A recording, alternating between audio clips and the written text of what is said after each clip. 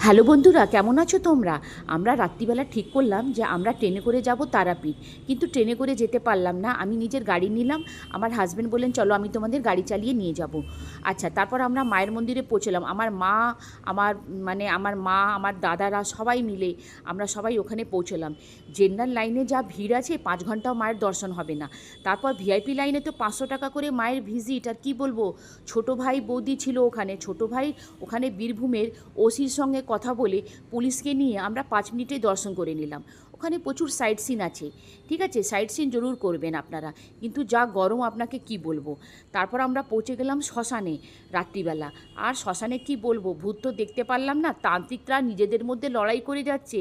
বলছে নাকি এই কাজ করব আমি 15,000 টাকা নেব, কেউ বলছে আমি 10,000 টাকা নেব, কেউ বলছে আমি 5,000 টাকা নেব। বাপরে বাপ, আপনাকে তো ভূত দেখতে পারবেন না, শুধু আপনি দেখবেন তান্ত্রিকদের দেখেই আপনার ভয় লাগবে। যাক, মায়ের ভালো করে দর্শন হলো, এটাই বড় কথা। জয় মা তারা।